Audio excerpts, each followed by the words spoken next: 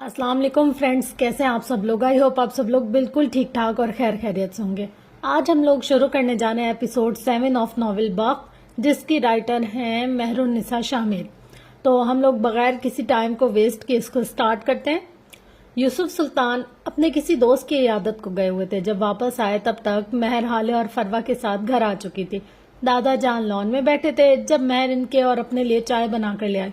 फरवा और हसीना बेगम भी इस वक्त लॉन में मौजूद कुर्सियों पर बैठी थी। वो अपने वादे के मुताबिक इसके साथ सुबह वॉक पर भी जाते थे, चाय भी पीते थे, इसका लाया खाना भी खाते थे। गर्ड्स के इन दोनों के दरमियान कशीदगी कम हो चुकी थी। जिस तरह घर वालों ने इनकी नाराजगी पर सवाल नहीं उठाया था, बिल्कुल इसी तरह सुल्तान मंजिल के मकीन इस सुलह पर भी खामोश थे। महर ने यूसुफ सुल्तान के लिए चाय बनाकर एक कप इनको थमाया। इसी वक्त हाले लॉन की जानिब आती दिखाई दी। हाले को देखकर दादा जान की आंखें चमक उठी थी। वो अब इनके नजदीक आ गई थी। दादा जान ने हमेशा की तरह इसके लिए अपने बाजू वार किए थे। महर का थमाया हुआ कप उन्होंने मेज पर रख दिया था। हाले इनके पास आते ही झुककर इनके गले लग गई। मेरा सुकून यूसुफ सुल्तान, पूरा सारा तेरे ते कुर्बान। वंजे मेरे आल, मेरी औलाद तेरे ते मैं घोल रखा। मेरा सुकून यूसुफ सुल्तान, पूरा का पूरा तुम पर कुर्बान। इसकी आल और औलाद तुम पर वारी जाए। मेरे को मक्खन लेंदे पे वे तो सब समझ आंदे। मेरे को मुझे मक्खन लगा रहे हैं आप, सब समझती हूँ मैं। वो इनसे अलग होते हुए इनके साथ रखी कुर्सी पर बैठी बोली थी। फरवा ने महर को देखा था। इनकी आंखों में तमस्कुर था, गोया कह रही हो वो हाले के होते हुए भी तुम्हें नहीं देखेंगे। महर ने नजरों का जाविया बदल लिया। महर, माँ हाले के लिए भी चाय बना दो। वो इसकी तरफ देखे बगैर बोले थे। हाले के होते हुए वो किसी को देख कैसे सकते थे। हसीना अब इन सब से बेनियाज चाय के घूंट घूंट अपने हलक में उतार रही थी। मैं चाय नहीं पीऊंगी दादा जान, कॉफी का कह आई हूँ, नरगिस को आती ही होगी। फिर मैं भी चाय नहीं पीऊंगा। उन्होंने मेज पर रखा कप थोड़ा और दूर कर दिया। महर को लगा जैसे उन्होंने चाय का कप नहीं, महर को बीच से हटाया हो, लेकिन खामोश रही। हाले, तुम्हारे बाबा अब तक क्यों नहीं आए बेटा? हसीना ने गर्दन मोड़कर पूछा था। हाले ने कुछ कहने को मुंह खोला ताकि फरवा बोल पड़ी। आपके महराज सुल्तान साहब ने मेरे शोहर शम्स सुल्तान पर पूरी फैक्ट्री के सामने हाथ उठाया और फिर अपना ही ब्लड प्रेशर और शुगर हाई करवाकर हॉस्पिटल पहुंच गए। मैं, महर और हाले वहीं से तो आए अभी, और मेरा बेटा अभी तक भाई साहब की चारागरी में मसरूफ है। मेरी होने वाली बहू ने बताया नहीं क्या आपको? वो बज़ाहिर मुस्कुराते हुए काटतार लहजे में बोल रही थी। हाले ने बेख्तियार माथे को हाथ लगाया था, जबकि यूसुफ सुल्तान और हसीना को तो जैसे सांप सूंघ गया था। महर बगैर कुछ बोले दादा जान की छोड़ी हुई चाय पीने लगी। इसका दिल जल रहा था। चाय बदमजा और ठंडी हो चुकी थी, लेकिन जैसे इसको तो जैसे फर्क ही न पड़ता हो। इसी वक्त शम्स की गाड़ी पोर्च में रुकी थी। वो लंबे लंबे ढक भरते अंदर की जानिब जा रहे थे। फरवा भी उठकर इनके पीछे चली गई। वो जख्मी शेर की तरह अपने कमरे में यहाँ से वहां चक्कर लगा रहे थे। कोट उतार कर दूर फेंक दिया था। चेहरे पर बेतहाशा गुस्सा था। ड्रेसिंग की आधी चीजें जमीन की नजर हो चुकी थी। वो बार बार चेहरे पर हाथ फेरकर खुद को पुरसुकून करने की कोशिश कर रहे थे। इसी वक्त फरवा कमरे में दाखिल हुई। इनको देखकर शम्स ने चेहरे के जाविये बिगाड़ लिए थे। मैं इस वक्त तुम्हारी मकरू शक्ल नहीं देखना चाहता, बेहतर होगा तुम यहाँ से दफा हो जाओ। वो अपने लहजे को बामुश्किल नॉर्मल रखते हुए बोले थे। 1000, वो बाजू सीने पर बांधे अजीब से लहजे में बोली थी। शम्स ने रुक कर अचंभे से इनको देखा था। 1000 लोगों के सामने उन्होंने तुम्हारे मुंह पर थप्पड़ मारा, तुम्हें गालियां दी। इनकी आंखों का तमस्कुर, आह! शम्स ने खुद को जिल्लत किया ताह गहराइयों में डूबता हुआ महसूस किया। इस दिन तुमने सफीर के रिश्ते के लिए हाँ इसीलिए की थी ताकि तुम्हें हाले का हिस्सा भी मिले, और तुम जानते हो हाले के हिस्से में हेवन भी आएगा, और वो जमीन भी तुमने अपने बेटे को बेचा। शम्स, तुम कैसे कर सकते हो ये? तुम इतने लालची, इतने इमोशनलेस कैसे हो गए? शम्स चंद लम्हे खामोशी से इनको देखते रहे, और जब बोले तो इनके लहजे में आग सी तपिश थी। 20 साल पहले इस होटल रूम में जो कुछ मैंने देखा था, इसने मेरे इमोशंस नोच लिए। इस मंजर ने मेरे दिल से मोहब्बत नोच ली। इस दिन से लेकर आज तक मैं सिर्फ और सिर्फ अपनी जात और पैसे के लिए जीता हूँ। मेरा वाहिद इश्क मेरी कंपनी है। फरवा ने डुबडुबाई आंखों से इन्हें देखा। मैंने वो सब कुछ तुम्हारे लिए किया था शम्स। मैं वहां तुम्हारे लिए गई थी। अगर वो जापानी बिजनेसमैन तुमसे डील ना करता तो तुम सड़क पर आ जाते। मैं तुम्हें बर्बाद होता हुआ नहीं देख सकती थी। तुम मेरा इश्क हो, मैंने हमेशा तुम्हारा भला चाहे। इनका लहजा रुंधा हुआ था, मस्कारे से लदी आंखों में आंसू थे। क्या मैंने कहा था तुम्हें ये सब करने को? वो धाड़े थे। अपनी बदकिरदारी को मुझ पर मत थोपो जाहिल औरत। मैं कंगला हो जाता, दिवालिया हो जाता, सड़क पर आ जाता या भीख मांगता, मुझे फर्क न पड़ता अगर तुम मेरे साथ वफादार रहती। मैं तुम्हारी वफादारी को यहाँ सीने पर हाथ रखा था।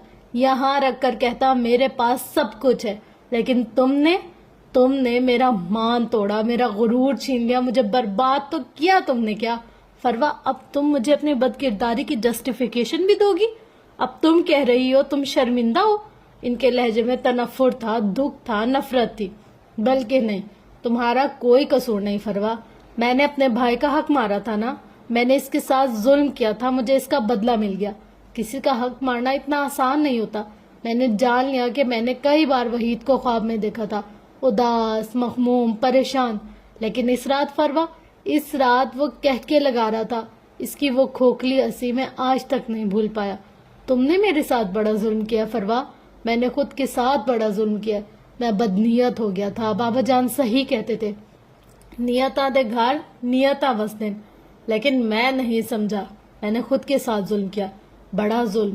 وہ آزودہ سے لگے تھے، میں نے وہ سب کچھ ہماری فیملی کے لیے کیا، ہمارے بیٹے کے لیے کیا شمس۔ ان کے آنسو مسلسل بہ رہے تھے۔ تم نے کچھ بھی میرے لیے نہیں کیا، تمہیں نئے نئے مردوں کی عادت تھی، پہلے وحید، پھر میں، اس کے بعد وہ جاپانی بزنس مین، اور نہ جانے کتنے لوگ، کتنے مرد اور ہوں گے۔ اور کس بیٹے کی بات کر رہی ہو تم؟ پتہ نہیں وہ میرا بیٹا ہے بھی یا نہیں۔ انہوں نے بول کر سر جھٹکا تھا، اور بس یہ بات فروا کے دل میں نشتر کی طرح کھوب گئی تھی۔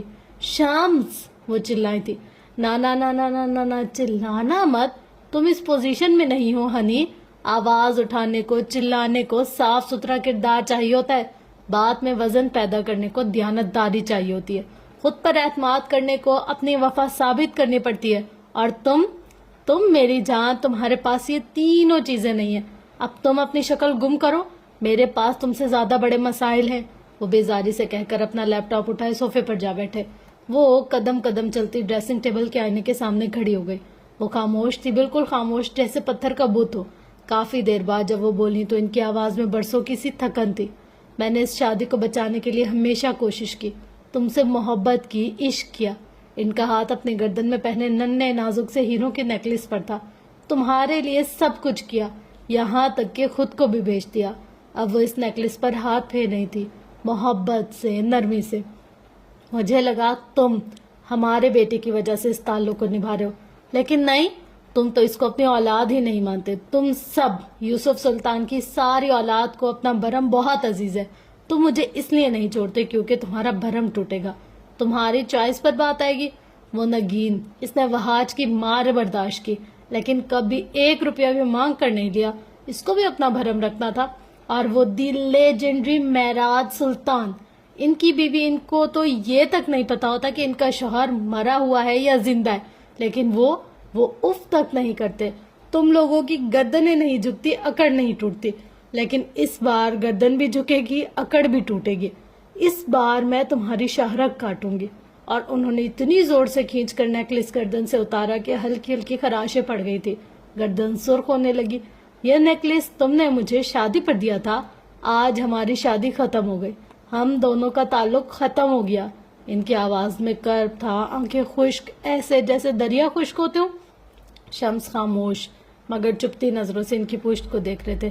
میں نے تم سے، مہر سے، سفیر سے بہت محبت کی، لیکن تم سب نے مجھے دکھ دیے۔ سفیر نے میری بات نہ مان کر، مہر نے اپنی مرضی کر کے، اور تمہارے دکھوں کا کوئی حساب نہیں میرے پاس شمس۔ تم نے مجھ سے سب سے زیادہ تکلیف دی، بہت ہرٹ کیا ہے تم نے مجھے، لیکن وہ اب ان کی آنکھیں اور ان کی طرف مڑی تھی۔ لیکن میں شمس، میں کبھی تم لوگوں کو نہیں چھوڑوں گی، میں تمہارے گناہ چھپاؤں گی، میں تم لوگوں کو پروٹیکٹ کروں گی، تمہاری غلطیاں معاف کروں گی، تم سب کو تمہارے برے وقت سے کھینچ نکال لاؤں گی، میں تم سب کا ساتھ دوں گی، ہر وقت، ہر معاملے میں، ہر جگہ میں تمہارے ساتھ رہوں گی، سائے کی طرح، گناہوں کی طرح، فرشتوں کی طرح، شیطان کی طرح، مجھے جو بھی بننا پڑا میں تم تینوں کے لیے بنوں گی۔ اس رات تم نے ہوٹل روم میں جو کچھ دیکھا، میں اس کے لیے شرمندہ نہیں ہوں۔ اگر دوبارہ موقع ملا، اگر دوبارہ تم پہ وقت پڑا تو میں پھر وہی سب کروں گی، کیونکہ میں تم تینوں سے محبت کرتی ہوں۔ تمہیں ہیون چاہیے نا، میں تمہیں لا کر دوں گی، مہر کو، سفیر کو اور یوسف سلطان چاہیے، میں لا کر دوں گی۔ ان کے رکے ہوئے آنسو پھر سے بہنے لگے۔ شمس نے ناگواری سے سر جھٹکا۔ تمہارا حسن اور جوانی تو ڈھل گئی، اب کیا بیچوگی؟ میں تمہیں وارن کر رہا ہوں فروا، میرے معاملات سے دور رہو ورنہ اچھا نہیں ہوگا. ہاں مجھے ہیون چاہیے اور میں لے کر آؤں گا. بہت کر لی غلامی، اب میں اپنی سلطنت بناؤں گا. تمہیں پتا ہے میں نے بھائی جان سے بھی جھوٹ کہا. میں نے زمین کا سودا 5 گنا زیادہ میں کیا تھا اور وہ لوگ وہاں ایک ہوٹل بنا رہے ہیں، ایک 7 اسٹار ہوٹل. مجھے اس ہوٹل میں 20% دینے کو راضی ہیں. فہیم صاحب دادا جان کو بھائی سے بڑا پیار کرتے ہیں نا. میں کبھی نہیں سمجھ سکا کیوں وہ ہمیشہ کہتے تھے اصلی سلطان تو معراج ہے. میں ان کی بات پہ غور نہیں کرتا تھا لیکن اب میں سب سمجھ گیا ہوں. وہ ان سے اس لیے پیار کرتے تھے کیونکہ بھائی کے پاس زمین تھی. بابا نے ساری زندگی پراپرٹی بنائی، پیسہ جمع کیا، لیکن بھائی نے ایک ہی بار پراپرٹی خریدی، وہ بھی ایسی جگہ کہ سونے کے بھاؤ بکے. جب بابا نے ان کو فنڈز دینے چاہے تو انہوں نے میری کمپنی کے شیئرز خرید لیے اور جب دوبارہ ڈونیشن دی تب انہوں نے اپنے ہاسپٹل کے لیے مشینری خریدی. میں کبھی ان جیسا ذہن نہیں پا سکا. لیکن تم دیکھنا فروا، ہیون میرا ہوگا، میرا قلعہ بنے گا وہاں، میں حکومت کروں گا وہاں اور تم میرے لیے کچھ نہیں کر سکتی. سو بہتر ہے مجھے میرے حال پر چھوڑ دو ملعون عورت. اب کسی اور کا حسن، کسی اور کی جوانی بیچو گی، وہی جس کا حسن مجھ سے زیادہ مقبول ہے، جس کی جوانی ابھی جوبن پر ہے، جس سے میرے کئی حساب باقی ہیں. اپنے سارے حساب لوں گی میں. وہ بول کر کمرے کا دروازہ کھولتی باہر نکل گئی. شمس نے ان کی طرف دھیان ہی نہیں دیا. تقریباً آدھا گھنٹہ بعد ان کی انگلیوں نے کوئی پیغام ٹائپ کیا تھا اور پھر سینڈ کا بٹن دبا دیا. وہ ایک لائن پر مشتمل پیغام اڑتا ہوا گیا اور مطلوبہ شخص کو موصول ہوا تھا. اس پیغام میں لکھا تھا، میں شمس سلطان کی بیوی فروا سلطان ہوں. مجھے فہیم مرزا سے ملنا ہے ارجنٹ. اپنے باس سے کہو کہ میرے لیے وقت نکالے. اب ان کی مطمئن نظریں دور دور تک پہلے سیاہ ہوتے آسمان پر جمی تھی. چھیلے ہوئے آلو، میں نے کہا نا تم آج کے بعد ان سے نہیں ملو گے. ایک بات سمجھ میں نہیں آتی. مہراج سلطان ہسپتال سے گھر آ چکے تھے. اب وہ دونوں ان کے دائیں بائیں بیڈ پر بیٹھے لڑنے میں مصروف تھے. بابا آپ دیکھ رہے نا اس کو، یہ مجھے میرے دوست سے ملنے سے منع کر رہی ہے. حسن مہراج کو بیچ میں گھسیٹ لایا تھا. غلام حسن، بابا کو بیچ میں مت لاؤ، ان کی طبیعت ٹھیک نہیں ہے. وہ غرائے تھی. بیٹے آپ دونوں میرے سر پر تو ویسے ہی سوار ہو، جب سے آئے ہو خدمت کم اور لڑائی زیادہ کی جا رہے ہو. اب مجھے مسئلہ بتاؤ، دوست سے کیوں نہیں ملنے دیتی تم اس کو؟ وہ اٹھ کر بیٹھ گئے. بابا آپ کو پتا بھی ہے وہ لڑکا اسموکنگ کرتا ہے. میں نے خود اس کی انسٹاگرام کی سٹوریز دیکھی ہیں یار. وہ جھنجھلائی سی گئی تھی. بہت پہلے کی بات ہے بابا، اب اس نے یہ سب کچھ چھوڑ دیا. وہ بہت نیک ہو گیا، 4 وقت کی نماز پڑھتا ہے، بس فجر قضا ہو جاتی ہے. لیکن اس کی تو خیر ہے نا، آہستہ آہستہ مینج کر ہی لے گا. ایک نشئی کبھی نہیں سدھر سکتا. جس نے ایک بار شراب یا سگریٹ پی لیا وہ اس کو چھوڑ ہی نہیں سکتا. تم جھوٹ بول رہے ہو، وہ اس پر چڑھ دوڑی تھی. پھر تو تم اپنے بابا کو دیکھو بیٹے. وہ سینے پر بازو باندھے سنجیدگی سے لہجے میں بول رہے تھے. کیا مطلب؟ ان دونوں کی آنکھوں میں حیرت تھی. تمہارا باپ بھی ایک نشئی ہی تھا، ایک شرابی. وہ شرمندہ سے بولے تھے. آپ مذاق کر رہے ہیں نا بابا، ایسا ہو ہی نہیں سکتا. آپ میری وجہ سے ایسا کہہ رہے ہوں گے ہے نا؟ حسن حیرت زدہ سا کہہ رہا تھا جبکہ حالے خاموش تھی. اس کو پتا تھا اس کا باپ ایسے مذاق نہیں کرتا. انہوں نے حسن کی بات کا کوئی جواب نہیں دیا. میری شادی کو تقریباً 9 سال ہونے والے تھے اور میری کوئی اولاد نہیں تھی. تمہاری ماں بہت ڈپریس رہتی تھی، میں بھی بہت ڈپریس ہوتا تھا، بہت پریشان تھا. عورت اگر پریشان ہو تو رو دھو کر گھر کے کام کاج تیاگ کر سوگ منا سکتی ہے. مرد بہت مجبور ہوتا ہے، وہ رو نہیں سکتا، وہ کام کاج نہیں تیاگ سکتا. اس کو لڑنا پڑتا ہے. میں بھی لڑا لیکن ایک جگہ آ کر میں تھک گیا، میری ہمت جواب دینے لگی. وہ ان دونوں کی طرف نہیں دیکھ رہے تھے، وہ سامنے دیوار کو دیکھتے ہوئے بول رہے تھے. انہی دنوں کچھ دوستوں کی سنگت میں نے ڈرنک کرنا شروع کر دیا اور رات کو نشے میں دھت واپس آتا تھا. اس طرح میری پریشانی وقتی طور پر کم ہو جاتی تھی، وقتی سکون بھی مل جاتا تھا. گناہ میں لذت ہوتی ہے، میں اس لذت کا عادی ہو گیا. یہاں تک کہ میرا کام ڈسٹرب ہونے لگا، میں چڑچڑا ہو گیا. اسی طرح کافی عرصہ گزر گیا، میری یہی روٹین رہی. اور پھر ایک دن میں اپنی جونیئر نفیسہ حیات سے ملا. ہم دونوں ایک جگہ بیٹھے باتیں کر رہے تھے، کافی بھی پی گئی.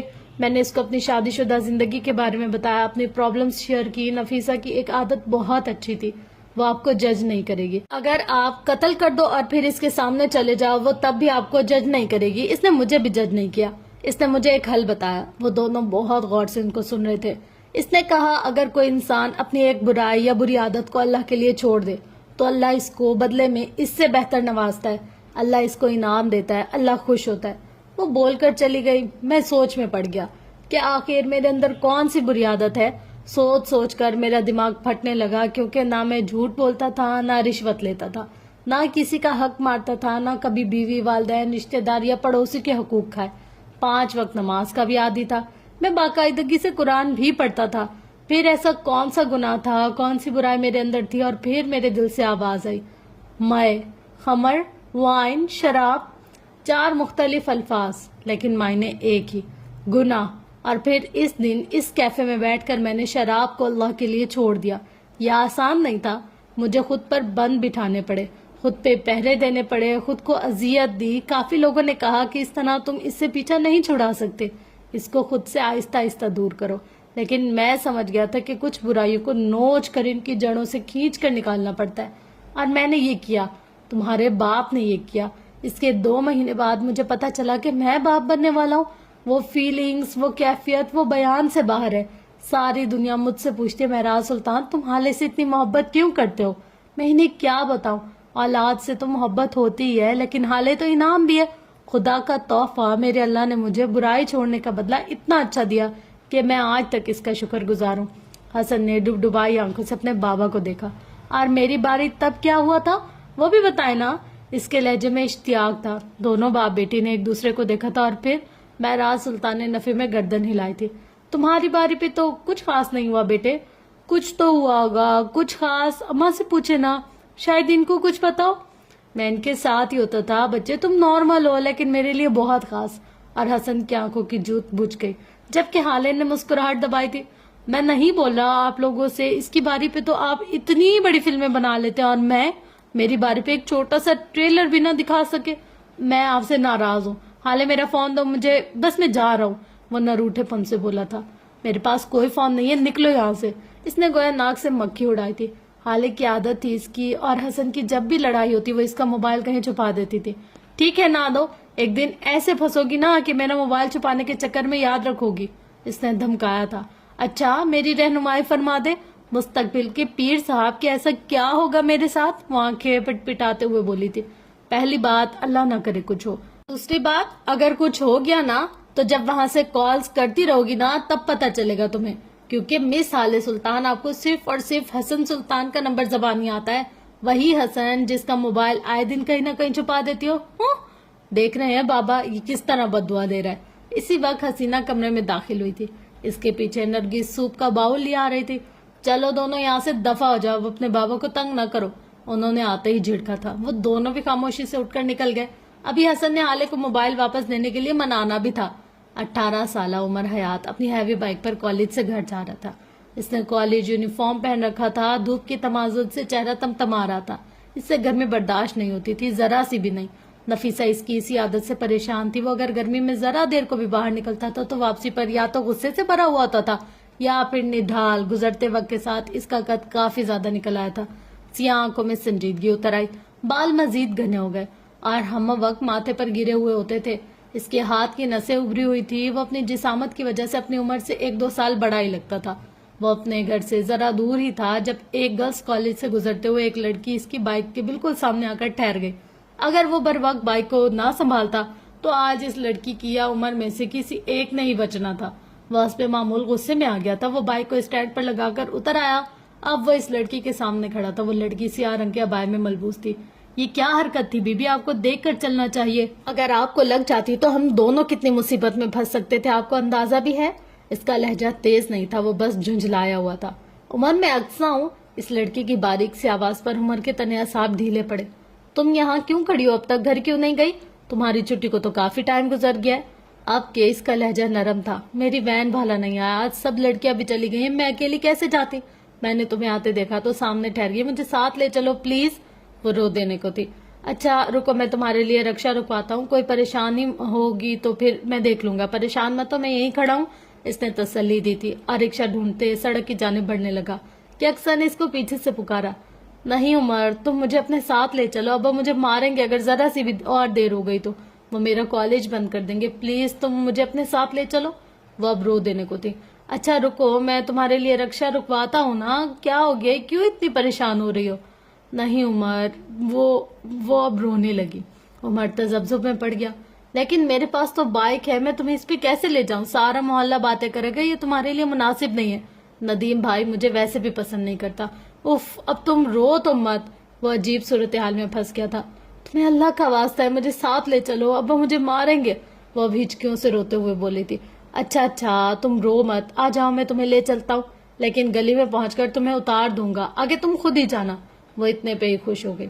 उमर ने अपना कॉलेज बैग अपने पीछे रख लिया कि इन दोनों के दरमियान मुनासिब फासला रहे। इसका इरादा था कि गली में पहुंचते ही वो अक्सर को उतार देगा, लेकिन शायद आज राजों से पर्दा उठने का दिन था। वो जैसे ही गली में दाखिल हुआ, नदीम सामने ही परचून की दुकान पर खड़ा था। उमर के पीछे बाइक पर अक्सर को बैठे देखकर इसका खून खौल उठा। उमर ने भी इसको देख लिया था, लेकिन रुका नहीं। इसने बाइक को सीधा अपने घर के सामने लाकर रोका। अक्सर का घर साथ ही था। नदीम पीछे से बकता झुकता आ रहा था। अक्सर का खून खुश्क होने लगा। तुम मुझे वहीं उतार देते उमर, अब्बा तुम्हें नहीं छोड़ेगा। अब वो सख्त परेशान थी। तुम घर जाओ, नदीम भाई को देख लेता हूँ मैं, वो संजीदगी से बोला था। तब तक नदीम भी वहां पहुंच गया था। उमर को देखते हुए इसके करीब आया और खींच कर एक थप्पड़ उमर के चेहरे पर दे मारा। अभी इसने एक और थप्पड़ मारने को हाथ ऊपर किया ही था कि उमर ने बरवक इसका हाथ पकड़ लिया। इसका चेहरा सुर्ख हो गया। जुर्रत कैसे हुई तुम्हारी मुझ पर हाथ उठाने की? वो गुर्राया था और नदीम को दोनों हाथों से धक्का दिया। उमर जवान था, सेहतमंद था। एक ही धक्के से नदीम लड़खड़ाता हुआ दूर जा गिरा। चीखो पुकार की आवाज पर मोहल्ले के लोग निकल निकल कर आ रहे थे। नदीम की बीवी सीने पर 2 हथड़ मारकर लोगों को जमा कर रही थी। नदीम दोबारा उठकर आया और उमर को गालियां बकने लगा। अरे गंदा खून, ना जाने कहां से उठकर आया। आई नफीसा, अब ये हमारे घरों की इज्जतों पर हाथ डालेगा क्या? इसने मेरी बेटी को अगवा करने की कोशिश की है, मेरी बेटी की इज्जत पर हाथ डाला है। वो चीख चीख कर लोगों के हुजूम को बता रहा था। बकवास करते हो तुम, झूठ है ये। मैंने बस तुम्हारी बेटी को लिफ्ट दी है, पूरा मोहल्ला गवाह है, सबने इसको मेरे साथ आते देखा है। वो अपनी मर्जी से मेरे साथ आई थी, बुलाओ इसको, पूछो इससे, वो बरहमी से बोला था। अरे तुम सब तो जानते हो ना कि मेरी बेटी कैसी पार्स है, और ये तो वही गंदा खून है। अरे इसके माँ बाप का भी पता नहीं है, ना जाने कहाँ से उठाकर लाई थी इसको नफीसा। वो अब भी चीख रहा था, लेकिन उमर के कान साए साए करने लगे। मैं अपनी अम्मा का बेटा हूँ। इसने इन लोगों से ज्यादा खुद को यकीन दिलाया था। कौन सी अम्मा, कौन सी माँ? हाँ, तुझे तो कूड़े के ढेर से उठाकर लाई थी नफीसा। अल्लाह जाने किसका गुनाह हमारे सर थोप दिया। मेरी बेटी की इज्जत खराब कर दी। हम तो किसी को मुंह दिखाने के लायक नहीं रहे। या अल्लाह, अब हम कहाँ जाएंगे? कौन करेगा हमारी बेटी से शादी? नदीम की बीवी अब जमीन पर बैठकर जोर जोर से चीख रही थी। नदीम अलग से उमर को गालियां दिए जा रहा था। सबको नदीम की बात पर एतबार था, किसी को उमर पर यकीन नहीं था। खाला कुछ नहीं हुआ तुम्हारी बेटी की इज्जत को, वो पाक है, खुदा की कसम मैंने कुछ नहीं किया। मैंने बस इसको लिफ्ट दी है, क्योंकि अपनी बेटी की इज्जत यहाँ उछाल रहे हो आप लोग। वो शरीफ लड़की है, कुछ खुदा का खौफ करो। वो गुस्से और अफसोस के मिले जुले तासुरात लिए बोला था। अपनी सफाई दे रहा था। इसको इस वक्त भी अंदर बैठी इस लड़की की फिक्र थी। नफीसा तू तो थी ही। गाली फिर गाली। इसी वक्त हुजूम में किसी ने नफीसा को गाली दी और बस उमर के सब्र की हद खत्म हो चुकी थी। इसने नीचे पड़ी ईंट उठाई और इस आदमी को दे मारी। वो दर्द से दोहरा होकर गिर पड़ा। इसके सर से खून बह रहा था। उमर इसके ऊपर बैठकर इसको इसी ईंट के साथ मारे गया। मेरी माँ को गाली दी? जुर्रत कैसे हुई? मैं तुम्हें जान से मार दूंगा, जिंदा नहीं छोड़ूंगा। वो जनूनी सा हो गया था। हिम्मत कैसे हुई मेरी माँ के बारे में बोलने की? तुम सब लोग जलते हो मेरी माँ से। एक खुद मुख्तार औरत है वो, और यही बात तुम लोगों को हजम नहीं होती, इसलिए इल्जाम लगाते हो मेरी माँ पे। कई लोग इसके हाथ से ईंट लेने की कोशिश कर रहे थे, कोई इसको हटा रहा था, लेकिन वो जनूनी सा बना इस आदमी को मारे ही जा रहा था। कोई नहीं जलता तेरी माँ से। जाकर पूछ अपनी माँ से, कौन है तेरा बाप, किसकी औलाद है तू? यहाँ मर्दानगी दिखा रहा है? इतना मर्द है तो जाकर अपने बाप का पता लगा, बल्कि तेरे जैसों के तो न जाने कितने ही बाप होते होंगे। नदीम ने जहर उगला था। उमर खून से तर हाथों के साथ उठा और जख्मी शेर की तरह नदीम पर झपटा था। लाते, मुक्के, थप्पड़, इसको जो समझ में आता गया वो इसको मारता जा रहा था। वो कराटे चैंपियन था। इसने कई और ऐसे कोर्सेज कर रखे थे। वो बाकायदगी से जिम जाता था। इन लोगों से निपटना इसके लिए इतना मुश्किल नहीं था, लेकिन वो इनकी जबानें नहीं बंद कर सकता था। हुजूम में कई लोग इसकी माँ के बारे में बात कर रहे थे, कोई इसके बाप का पूछ रहा था, कोई गाली दे रहा था, लेकिन वो बस यही पुकारे जाता था, मैं उमर हयात हूँ, मैं अपनी अम्मा का बेटा हूँ, तुम सब झूठे हो। इसके घर का दरवाजा तोड़ो, निकालो इसकी माँ को बाहर, आज देख लेंगे इसको। ये नदीम भाई का था जो उमर के घर के दरवाजे के जाने पड़ा था। सिंध के लोगों में किसी के घर का दरवाजा तोड़ना या किसी के घर में घुसना बहुत बड़ी बात समझी जाती है। इस पे कत्ल तक हो जाते हैं, ये इनकी इज्जत का मामला बन जाता है। उमर ने नदीम को दूर धकेला था। अब वो इसके भाई के जाने पड़ा। मेरे घर के दरवाजे को हाथ मत लगाना, वो गुर्राया। क्यों? तेरी वो गाली। माँ घर पर क्यों छुपी बैठी है, जरा निकल कर आए ना, हम भी तो पूछे इसे। تیرے جیسے بدذات کہاں سے اٹھا کر لائی؟ کس باپ کا خون ہے تو پھر کتنے باپ ہے تیرے؟ وہ بکے گیا۔ اس نے جیسے ہی عمر کے گھر کا دروازے کو ہاتھ لگایا تھا، عمر ایک ہی جس میں اس تک پہنچا۔ اس کا وہی ہاتھ اس کی کمر کی جانب موڑ کر اتنی زور سے جھٹکا دیا کہ ہڈی ٹوٹنے کی آواز آئی۔ ندیم سڑک پر پڑا کراہ رہا تھا۔ اس کی بیوی اس کے پاس بیٹھی عمر اور نفیسہ کو بد دعائیں دے رہی تھی۔ جس آدمی نے نفیسہ کو گالی دی تھی اس کی حالت بہت خراب ہو چکی تھی۔ ندیم کے بھائی کا بازو ٹوٹ گیا تھا، لیکن عمر کا غصہ اور غم کسی طور ختم نہ ہو رہا تھا۔ وہ اب اپنے دروازے پر کھڑا تھا، کسی محافظ کی طرح وہاں کھڑا غرا رہا تھا۔ میں عمر حیات ہوں، نفیسہ حیات کا بیٹا۔ یہی میرا خاندان ہے اور یہی میرا نام ہے۔ میں اپنی اماں کا بیٹا ہوں۔ میں خدا کو حاضر ناظر جان کر کہتا ہوں، میں نے ندیم کی بیٹی سے کسی بھی قسم کی کوئی بدتمیزی نہیں کی۔ میں نے اس کی عزت پہ ہاتھ نہیں ڈالا۔ وہ پاک ہے، با کردار ہے۔ تم لوگوں کو اگر یقین آتا ہے تو یہی سچ ہے، اور اگر نہیں آتا تب بھی یہی سچ ہے۔ آج سے کئی سال پہلے بھی نفیسہ اپنے دروازے پر کھڑی ہو کر اسی طرح دھاڑ رہی تھی۔ آج وہ منظر ایک بار پھر تازہ ہوا تھا۔ اسی وقت پولیس موبائل وہاں آ کر رکی۔ 3-4 سپاہی اور ایک ASI مستعدی سے پولیس موبائل سے باہر نکلے تھے۔ محلے والوں نے شور مچا کر ہنگامہ کھڑا کر دیا تھا۔ انہوں نے پولیس سے عمر کو گرفتار کرنے کو کہا۔ پولیس کے پوچھنے پر عمر نے بس اتنا کہا کہ ان لوگوں نے میری ماں کو گالی دی، میں نے ان کو مارا ہے، میں قبول کرتا ہوں۔ وہ سنجیدگی سے کہہ کر پولیس موبائل میں بیٹھ گیا تھا۔ زخمیوں کو ہسپتال لے جایا جا رہا تھا۔ عمر کے ہاتھ پہ اب بھی خون لگا تھا، اس کی وردی پہ بھی خون لگا تھا۔ تھانے میں لے جا کر اس کو لاک اپ میں بند کر دیا گیا، لیکن FIR نہیں کاٹی گئی۔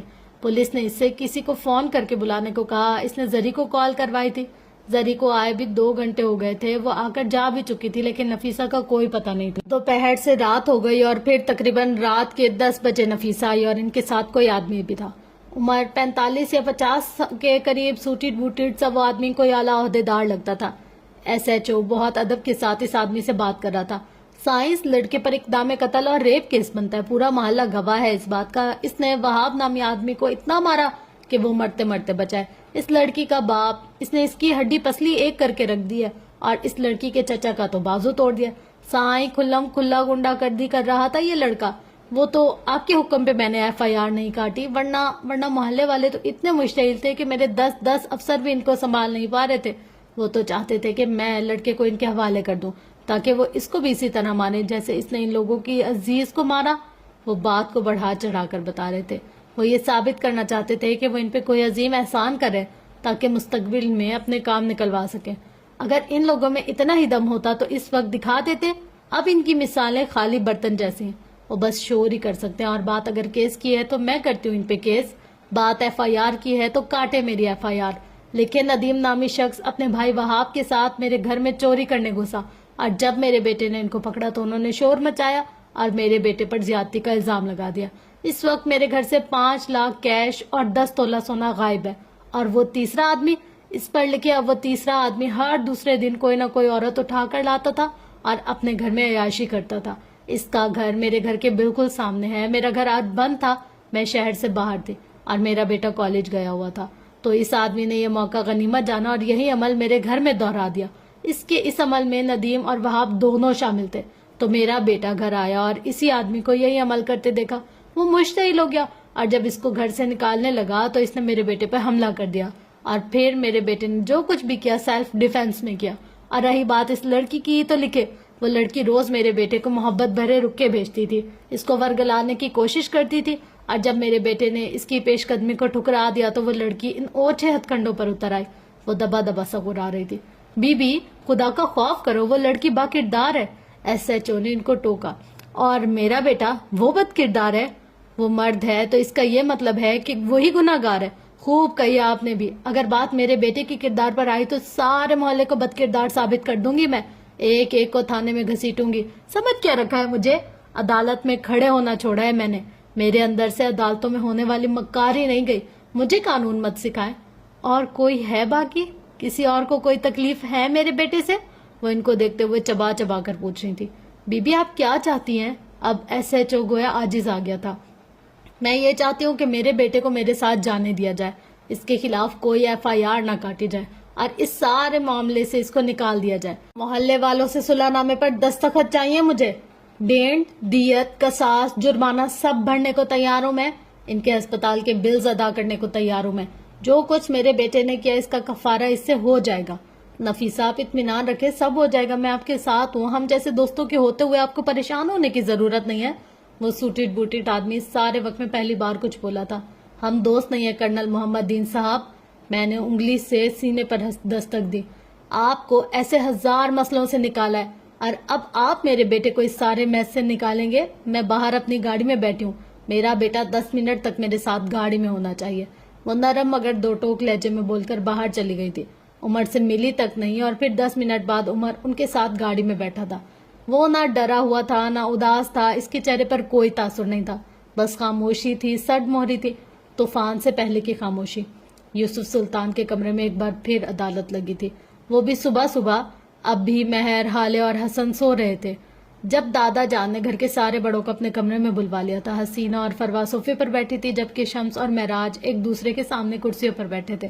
معراج ذرا نڈھال سے لگتے تھے جبکہ شمس بے بسی بھرے غصے سے غیر آرام دہ سے بیٹھے تھے. کل شام تم نے کمپنی کے تمام ملازمین کے سامنے اپنے بھائی پہ ہاتھ اٹھایا معراج. میں وجہ جان سکتا ہوں؟ چند غیر ضروری باتوں کے بعد یوسف سلطان نے باروب سے لہجے میں سوال کیا تھا. بابا جان، میں آپ سے درخواست کرتا ہوں کہ میرے دونوں بچوں کو یہاں بلایا جائے. میں ان کے سامنے ساری بات کرنا چاہتا ہوں. یہ باتیں بچوں کو بیچ میں بٹھا کر نہیں کی جاتی معراج. یہ بڑوں کے معاملے ہیں. تم مجھے جواب دو، کس نے تمہیں یہ حق دیا کہ تم میرے بیٹے اور اپنے چھوٹے بھائی کو اس طرح ذلیل کرو؟ اب کی بار ان کا لہجہ سخت تھا. بابا جان، شمس نے میری اجازت کے بغیر میری زمین کا سودا کر دیا اور مجھے اس بات پہ غصہ آ گیا، لیکن میں شرمندہ ہوں. مجھے شمس پر ہاتھ نہیں اٹھانا چاہیے تھا. میں معذرت کرتا ہوں. وہ نرمی سے بول کر خاموش ہو گئے. لیکن شمس نے صرف بات کی تھی، سودا نہیں. اور اگر تم اپنے غصے پر قابو نہیں رکھ سکتے تھے تو تمہارے لیے بہتر ہے کہ گھر بیٹھ جاؤ. کمپنی میں ہزار معاملات ایسے ہوتے ہیں جن کو ٹھنڈے دماغ سے حل کیا جاتا ہے. تم نے اٹھتے ہی اپنے بھائی پہ ہاتھ اٹھا لیا. اور ایسا بھی کیا ہے اس زمین میں؟ اگر اس کا اچھا پروفٹ مل رہا ہے تو بیچ دو. بابا جان، میں وہ زمین ہرگز نہیں بیچوں گا. میں نے 2 سال اس زمین کو خریدنے کے لیے تلوے گھسائے. اول تو اس کا مالک راضی نہیں تھا اور جب وہ راضی ہوا میرے پاس اتنی رقم نہیں تھی. تب میں نے مسجد میں جا کر اللہ سے دعا کی تھی، اگر مجھے یہ زمین مل جائے تو میں اس پہ ایک اور بھلائی کا کام کروں گا. میں اس پہ ایک اولڈ ہوم بناؤں گا. اور پھر اللہ نے اپنے غیب کے خزانے کھول دیے. اسی دن میرے پاس کہیں سے اتنے پیسوں کا انتظام ہو گیا کہ میں وہ جگہ خرید سکوں. اور اب جب میں اللہ سے وعدہ کر چکا ہوں تو میں اس وعدے کو کسی صورت نہیں توڑ سکتا. چند پیسوں کے لیے تو ہرگز نہیں. وہ لوگ اگر مجھے 1000 گنا زیادہ بھی دے تب بھی میں اس زمین کو اور ہیمن کو نہیں بیچوں گا. آخری الفاظ توڑ توڑ کر ادا کیے. اور انہوں نے جو آپ کو دھمکی دی ہے اس کا کیا بھائی جان؟ اگر وہ لوگ ان اونچے ہتھ کنڈوں پر اتر آئے تو آپ کیا کریں گے؟ کیسے بچائیں گے اپنے گھر کی عزت اور اپنے بچوں کو؟ زمین کے ایک ٹکڑے کے لیے اپنی اولاد قربان کر دیں گے؟ یہ الفاظ شمس کے تھے. وہ اصل میں یوسف سلطان تک دھمکی کی بات پہنچانا چاہتے تھے. کیا مطلب ہے تمہاری بات کا شمس؟ مجھے پوری بات بتاؤ، صاف صاف الفاظ میں کیا کہا ہے انہوں نے؟ یوسف سلطان غصے سے بولے تھے. معراج پرسکون سے تھے جیسے ان کو کسی بات کے کھلنے کا ڈر ہی نہیں تھا. بابا جان، ان لوگوں نے بھائی سے کہا کہ اگر انہوں نے ہیون اور اس سے ملحقہ زمین ان کو نہ بیچی تو وہ لوگ ہیون میں رہنے والے 18 سال سے کم عمر کے تمام بچوں کے کھانے میں زہر ملا دیں گے اور 18 سال سے زیادہ عمر کے بچوں کو ڈرگز پہ لگا دیں گے. اور یہ کام ان کے لیے بالکل بھی مشکل نہیں. ان کو بس وہاں پر کام کرنے والے کچھ ملازمین کو خریدنا ہوگا اور اگر اس کے بعد بھی یہ بات نہ بنے تو وہ لوگ بھائی جان کے بچوں تک بھی جا سکتے ہیں. میں نے تو بس اپنے گھر کے بچوں کو بچانے کے لیے کیا تھا سب کچھ، لیکن بھائی جان مجھے ہمیشہ ہی کم عقل سمجھتے ہیں. انہوں نے سارے جہاں کی خیر خواہی کا ذمہ گویا اپنے ہی سر لے رکھا ہے. انہوں نے ہمارے گھر کے بچوں کا نام لیا اور تم خاموش رہے. کیا کوئی گرے پڑے ہیں ہم لوگ؟ وہ شاید جانتا نہیں ہے ہمیں. اگر آج بھی میں اپنی پر آ گیا تو اس مرزا کے سارے خاندان کو تباہ کر دوں گا. اب تو یہ میری ضد ہے. جاؤ اس مرزا سے جا کر کہہ دو کہ نہیں بیچتا میں اس کو زمین، نہ ہیون کا سودا ہوگا. وہ جو کچھ کر سکتا ہے کر لے. اگر میرے بچوں کو خراش بھی آئے تو میں اس کی نسلوں کو ختم کر دوں گا. ابھی وہ سلطان سے واقف نہیں ہے. یوسف سلطان تیش میں آ گئے تھے. شمس نے یہ کب چاہا تھا؟ وہ فوراً سے بولے. بابا جان آرام سے، ہمارے بچوں کی بات ان لوگوں نے نہیں کی، بس ایک اشارہ دیا تھا. اور ایک زمین ہی تو ہے، اس موٹی کھوپڑی کے آدمی کو چاہیے تو دے دے. یہ زمین اب اس کی ضد بن گئی ہے بابا. ہمارے لیے بہتر یہی ہے کہ ہیمن اور زمین کا سودا کر لیں. ان یتیم بچوں کا کیا ہے، کہیں اور شفٹ کر دیں گے ان کو. کم از کم ہمارے بچے تو سیف رہیں گے نا. شمس، اگر میرے بچوں کی موت اس مرزا کے ہاتھوں لکھی ہے تو ٹھیک ہے، وہ آئے اور ان کو مار دے. لیکن میں اپنی پراپرٹی کا سودا نہیں کروں گا۔ وہ چبا چبا کر بولے تھے، اگر میرے بچوں کی زندگی لکھی ہے تو کوئی بھی ان کو ایک خراش بھی نہیں پہنچا سکتا، اور اب میں اس بارے میں کوئی بات نہیں کروں گا۔ اب اگر کوئی بات ہوگی بھی تو میرے بچوں کے سامنے ہوگی، کیونکہ میں ہیون کو اپنے بچوں کے نام کر رہا ہوں۔ ان کا لہجہ دو ٹوک تھا۔ میں چاہتا ہوں کہ پاور آف اٹرنی شمس کو دے دو۔ ویسے بھی اگر تم اپنا غصہ نہیں سنبھال سکتے تو تمہیں چاہیے کہ کچھ دن آرام کرو، گھر پہ رہو یا کہیں گھوم آؤ، لیکن ان معاملات سے دور رہو۔ وہ زمین اور یتیم خانہ تم اس کو بیچو یا آگ لگاؤ، لیکن اگر اس کی وجہ سے میرے بچوں کو کوئی نقصان ہوا تو میں کسی کو بھی معاف نہیں کروں گا۔ ان کا لہجہ حتمی تھا۔ فروا اور شمس کے چہروں پر طمانینت سی اتر آئی کہ شمس کو اٹارنی دینے کا مقصد اور وجہ صرف یہی ہے۔ ان کا لہجہ چپتا ہوا سا تھا۔ یوسف سلطان کے چہرے پر سایہ سا لہرایا تھا، منظر تبدیل ہوا تھا۔ صبح کی سفیدی کی جگہ رات کے اندھیرے نے لے لی تھی۔ جس صوفے پر اس وقت فروا اور حسینہ بیٹھی ہوئی تھی، اس تبدیلی میں منظر میں اسی صوفے پر حسینہ کی جگہ یوسف سلطان بیٹھے تھے، سامنے فروا تھی۔ مطلب تم یہ چاہتی ہو کہ میں اپنی ساری جائیداد کی پاور آف اٹرنی شمس کو دے دوں، تب تم حالے اور سفیر کے رشتے کے لیے رضامندی دو گی، اور اگر میں ایسا نہ کروں تو کیا کرو گی؟ سفیر کی شادی میں تمہاری غیر موجودگی میں بھی کروا سکتا ہوں۔ فروا کی پوری بات سننے کے بعد وہ تحمل سے بولے تھے، جی بابا جان، میں یہی چاہتی ہوں، اور ہاں میں جانتی ہوں آپ میری غیر موجودگی میں بھی سفیر کی شادی کر سکتے ہیں، لیکن آپ کریں گے نہیں، کیونکہ آپ کسی قسم کی بدمزگی نہیں چاہتے۔ آپ یہ نہیں چاہتے کہ آپ کے گاؤں سے آئے ہوئے رشتہ دار، آپ کے دوست، آپ کے بزنس پارٹنرز اور آپ کے عزیز یہ سمجھے کہ یوسف سلطان بہو کو شادی کے لیے راضی نہیں کر سکے۔ آپ اپنا بھرم رکھنا چاہیں گے۔ آپ یہ نہیں چاہیں گے کہ کوئی یہ سوچے کہ یوسف سلطان کی سو کالڈ ہیپی فیملی میں دراڑ آ گیا، اور اگر آپ کو اپنا بھرم رکھنا ہے تو میری بات ماننی ہوگی۔ ان کا لہجہ حتمی تھا۔ میں اٹارنی سفیر کو دے دیتا ہوں۔ انہوں نے ایک اور حل نکالا۔ کم آن بابا، اگر آپ مجھے بیوقوف سمجھتے ہو تو میں وہ ہوں نہیں۔ میں نے شمس کا نام لیا ہے، سفیر کا نہیں۔ آپ بس یہ بتائیں کہ آپ کو منظور ہے یا نہیں۔ وہ گویا بیزاری سے بولنی تھی۔ یوسف سلطان نے ایک گہری سانس بھری تھی۔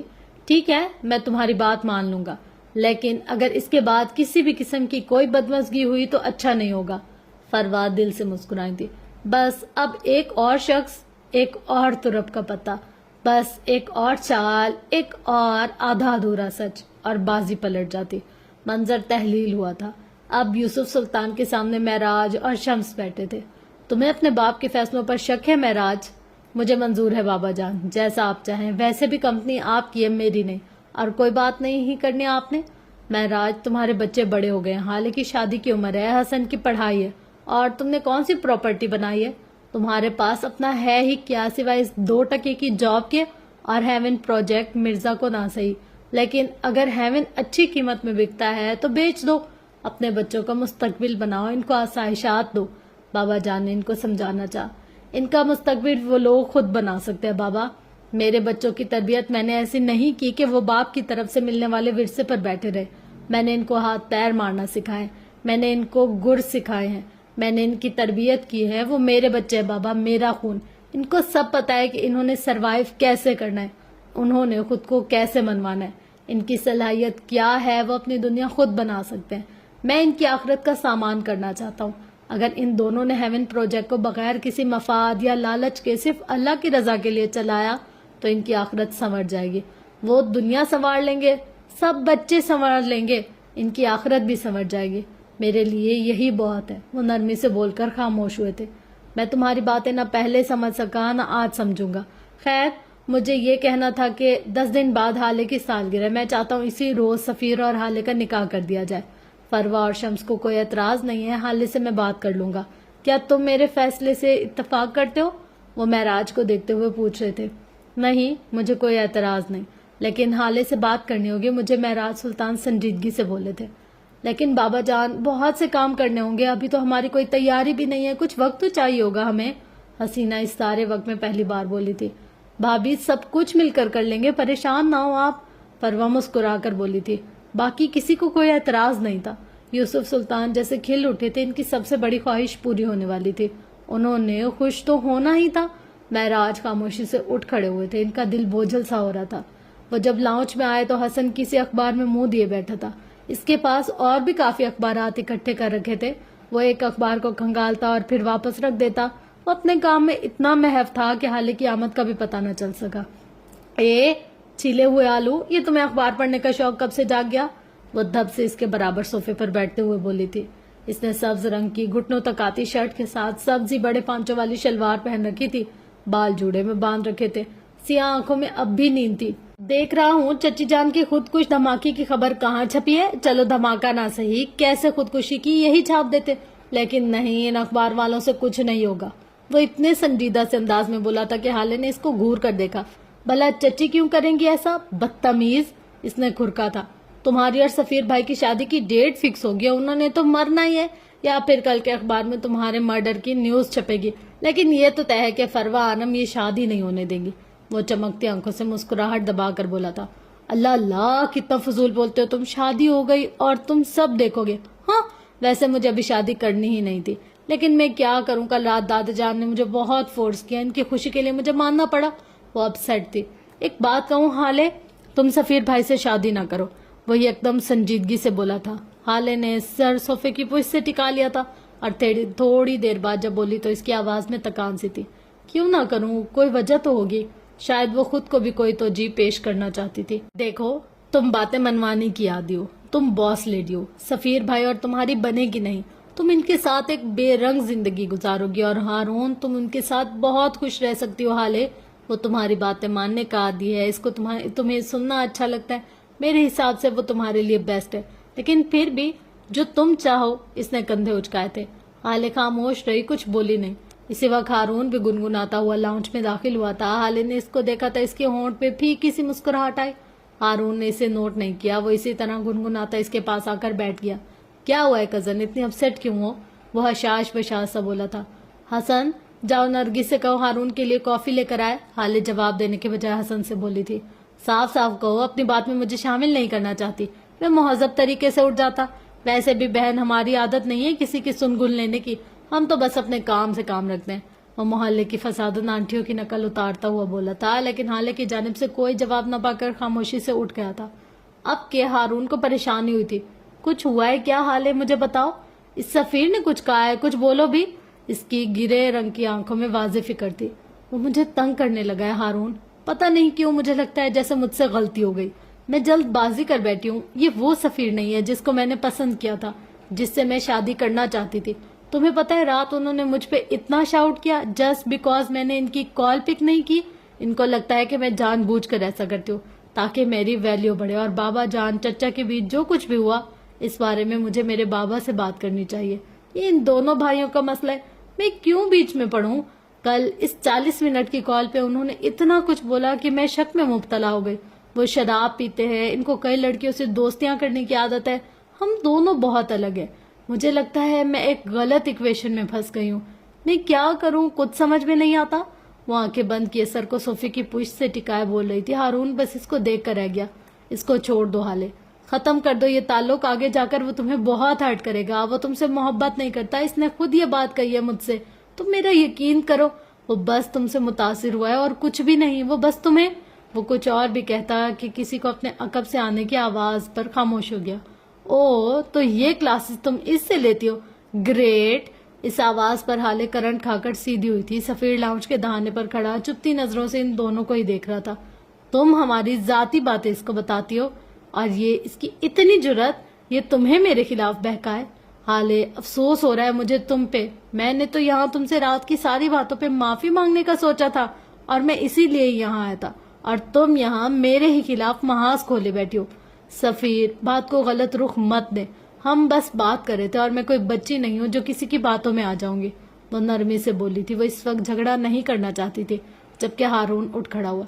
मैं चलता हूँ, तुम दोनों बात कर लो, ओके। वो नॉर्मल से लहजे में बोलता सफीर के पास से गुजरने लगा। जब सफीर ने इसकी कोहनी को पकड़कर साथ नरगिस को आवाज दी। हाले चुपती नजरों से इसको देखती रही। सफीर, मुझे जाने दो, तुम दोनों अपने मसले हल कर दो, मैं कोई झगड़ा नहीं करना चाहता। इसी वक्त नरगिस प्लेट में मिठाई ले इनके पास आई। सफीर साहब, माजरत, दरअसल में मिठाई लेने किचन में गई थी। हारून साहब की अम्मी आई है ना, तो इनके लिए जी। इसको लंबे जवाब देने की आदत सी थी, इसीलिए तो बुलाया है तुम्हें नरगिस, मिठाई ही तो चाहिए थी। वो मुस्कुराते हुए बोला था और साथ एक गुलाब जामुन उठाकर हारून के सामने किया। कोहनी हुंजो थाम रखी थी। ये किस खुशी में है? हारून नागवारी से बोला था। ये लो यार, खाओ तो सही। इसने जबरदस्ती एक गुलाब जामुन हारून के मुंह में ठूसा था। हाले को सफीर की इस हरकत पर गुस्सा आया था, लेकिन कुछ बोली नहीं। हम दोनों की शादी की डेट फिक्स हो गई है, 10 दिन बाद निकाह है हमारा, इसी की मिठाई है ये। वो बज़ाहिर मुस्कुरा रहा था, लेकिन इसकी आंखों में तपिश सी थी। हारून शाहिद ने अपनी जिंदगी में इतना कड़वा गुलाब जामुन नहीं खाया था। इसने बेख्तियार अपनी कोहनी छुड़ाई और तेजी से चलता हुआ सुल्तान मंजिल के दरवाजे की जानिब बढ़ गया। इसकी आंखों में पानी भरता जा रहा था। हर मंजर धुंधला सा हो रहा था। कई एक बार तो वो गिरते गिरते बचा। अब वो सुल्तान मंजिल के गेट के बाहर निकल आया था और एक दीवार की ओट पे खड़ा इस मिठाई को थू थू करके निकाल रहा था। कभी शर्ट के आस्तीन से जबान को रगड़ता, कड़वापन ऐसा कि खत्म ना होता। इसको लग रहा था इसका सांस बंद हो रहा है। वो कभी अपने सीने पर हाथ मारता तो कभी बंद मुट्ठी सीने पर मारकर खुद को पुरसुकून करता। इसका दिल जल रहा था, इतनी तकलीफ हो रही थी, इसने ये कभी सोचा ही नहीं था। इसकी आंखों से आंसू बह जा रहे थे, जिन्हें वो बार बार शर्ट के आस्तीन से रगड़ लेता। वो रो रहा था, बहुत बुरी तरह रो रहा था। इसको तकलीफ हो रही थी, बहुत ज्यादा तकलीफ। हारून बेटे यहाँ क्या कर रहे हो? शाहिद हुसैन की आवाज पे इसने मुड़कर देखा तो वो इसकी सुर्ख आंखें देखकर दहल गए। वो इनको आज यूसुफ सुल्तान के घर आने की दावत दी गई थी। नवाल बेगम अंदर चली गई थी। शाहिद जो कोई कॉल सुनने यहीं ठहर गए थे, हारून को इस तरफ आते देखकर हैरान हुए। बेटे यहाँ क्या कर रहे हो? रो क्यों रहे हो? मुझे बताओ तो सही, हुआ क्या है? वो इसके करीब आ गए थे। हारून कुछ भी कहे बगैर इनके गले लग गया। पापा, हाली शादी कर रही है, मैं बर्दाश्त नहीं कर पा रहा, मुझे बहुत तकलीफ हो रही है, बहुत ज्यादा। मैं इसको नहीं छोड़ सकता, मैं कैसे खुद पर काबू रखूं? वो रोते हुए बोला था। शाहिद को लग रहा था जैसे कोई इनके दिल पर पैर रखा। हारून बस बेटा, देखो सब इधर ही देख रहे हैं, मेरी तरफ देखो। हारून बेटे सब्र करो, क्या हो गया तुम्हें? इधर देखो मेरी तरफ। उन्होंने नरमी से इसको खुद से लगा लिया था। वो नजरें झुकाए खड़ा था, दांत पे दांत जमाए खुद पर जब्त किए हुए। यहाँ सब देख रहे हैं, हम घर चलकर बात करेंगे बेटे, संभालो खुद को, तुम बहादुर हो के। इसने झुके हुए सर को बस जरा सा हिलाने पर इक्तफा किया और खामोशी से शाहिद हुसैन के पीछे चल दिया था। जब्त किए दर्द सहते हुए वो इतना बहादुर नहीं था जितना बनने की कोशिश कर रहा था। वो इतना मजबूत नहीं था जितना खुद को जाहिर कर रहा था। दूसरी तरफ आले और सफीर एक दफा फिर आमने सामने थे। आपने क्यों इसके साथ बैर बांध लिया? वो मेरा दोस्त है, इसको हर्ट होता है तो मुझे भी बहुत बुरा लगता है। वो मुझे कोई आपके खिलाफ नहीं भड़काता, कोई भी नहीं भड़का सकता। मैं अपना जहन, अपना दिमाग रखती हूँ, मुझे फैसले करने आते हैं। कोई मेरी उंगली पकड़कर मुझे चलना नहीं सिखाता। सफीर, आप मेरी एक बात जहन नशीन कर लीजिए, आप आइंदा हारून से और मुझसे इस लहजे में बात नहीं करेंगे। इसका लहजा दो टोक था। सफीर ने जब बात बिगड़ते देखी तो खुद ही नरम पड़ गया। Okay, I am sorry. इसने जैसे हार मान ली। मैं परेशान था यार कल से, इसलिए बस थोड़ा सा ओवर रिएक्ट कर गया। मैं अपनी हर गलती का अजाला करने को तैयार हूँ, मैं मानता हूँ मैं गलत हूँ। देखो यार, हमारी शादी होने वाली है, ये छोटी छोटी बातों को अगर दिल में जगह देंगे तो बहुत मुश्किल हो जाएगी। हम आज बाहर डिनर करने चलते हैं, ओके? बड़े पापा से बात कर चुका हूँ मैं, इजाजत भी ले लिया मैंने, अब तुम मना मत करना प्लीज। वो इल्तिजाइया से अंदाज में बोला था। आपने डिनर मेरे साथ करना था या बड़े पापा के साथ? वो हुंजो खफा थी। सफीर मुस्कुराया था, इसकी बुरी आंखें चमक उठी थी। सारे जवाब रात को डिनर पर दूंगा, इस वक्त मैं एक मीटिंग के लिए लेट हो रहा हूँ। और एक बात और, शाम 7 बजे तक ड्राइवर को भेज दूंगा, तुम प्लीज आ जाना, ओके? वो कोई जवाब देती कि इसका मोबाइल बजने लगा। झींगा लाला कॉलिंग, ये क्यों कॉल कर रहा है? अच्छा ओके, मैं आ जाऊंगी। इसने सफीर की तरफ देखे बगैर कहा था। वो भी लेट हो रहा था, इसलिए खामोशी से चला गया। आले ने कॉल पिक की थी। हाँ बोलो, किधर हो तुम और कॉल क्यों कर रहे हो? मेरे कमरे में आ जाओ अभी और इसी वक्त। इसकी फंसी फंसी सी आवाज आई। क्यों, मैं तुम्हारी नौकर लगी हुई हूँ? वो तभी तो गई थी। यार आ जाओ प्लीज, मैं मुसीबत में फंसा हुआ हूँ। वो रूहानसा सा हो गया। हाले ने जवाब दिए बगैर कॉल काट दी थी और ऊपर की तरफ जाने लगी जब इसने शाहिद हुसैन और हारून को सामने से आते देखा। वो भागकर इनके करीब गई। शाहिद इसको देखकर मुस्कुराए। वो इनके पास जाकर इनके सीने से लग गई थी। शाहिद ने इसके बालों को चूमा था। I missed you so much मामू जान, वो इनसे अलग होते हुए बोली थी, जबकि इनके दोनों हाथों को पकड़ रखा था। मैंने भी बहुत मिस किया था तुम्हें। उन्होंने इसके हाथ ऊपर करके चूम लिए थे। हाँ, इसीलिए तो एक चक्कर भी नहीं लगाया हमारी तरफ। इतने मसरूफ है कि मेरे लिए भी वक्त नहीं निकाल सके। लड़की, अब तो आ गया हो ना, सारा दिन साथ गुजारेंगे, अब खुश हो? थोड़ी देर वहां खड़े रहने के बाद शायद इनके अंदर की जानिब बढ़ गए थे और हाले हारून के साथ हसन के कमरे में चली गई। वो दोनों एक कैफे में एक दूसरे के सामने आमने बैठे थे। ये कैफे एक खुली जगह पर बना गया था। खुले आसमान के नीचे ऊपर कोई छत नहीं थी, बस आसमान था। आग बरसाता आसमान, हर टेबल के साथ एक छतरी नुमा कोई चीज लगी थी। इसको खोलो तो वो आपके ऊपर साया कर देती और आपको झुलसाती धूप से बचा लेती। महर ने नीले रंग का प्रिंटेड लॉन का सूट पहन रखा था, कानों में टॉप्स, बालों को ऊंची पोनी टेल बना रखी थी। वो उदास थी, इसके बरक्स फरवा फ्रेश सी थी। घुटनों पर जरा ऊपर तक आती ब्रांडेड शर्ट, इसके नीचे बड़े पांचों वाला ट्राउजर, कानों में डायमंड टॉप्स, भूरी आंखों में मस्कारा और उंगली में डायमंड रिंग्स, होठों पर सजी सुर्ख लिपस्टिक। वो मुकम्मल तैयारी के साथ आई थी। तो तुम ये कह रही हो कि तुमने सफीर पर गिव अप कर दिया? वो सुकून से बोली थी। मैंने गिव अप नहीं किया, मेरे पास कोई और ऑप्शन नहीं था। मुझे अब्बा का प्यार चाहिए था। मैं मामा के एहसानों तले दबी हुई हूँ। हाले बहुत मोहब्बत है मुझे, मैं इसको हर्ट नहीं कर सकती। इसका लहजा थका थका था। तुम कुर्बानी दोगी, लेकिन फिर भी तुम्हें यूसुफ सुल्तान की मोहब्बत नहीं मिलेगी। जब तक हाले इस घर में है तब तक तो बिल्कुल भी नहीं। वो इसके होते हुए भी तुम्हें पूछेंगे भी नहीं।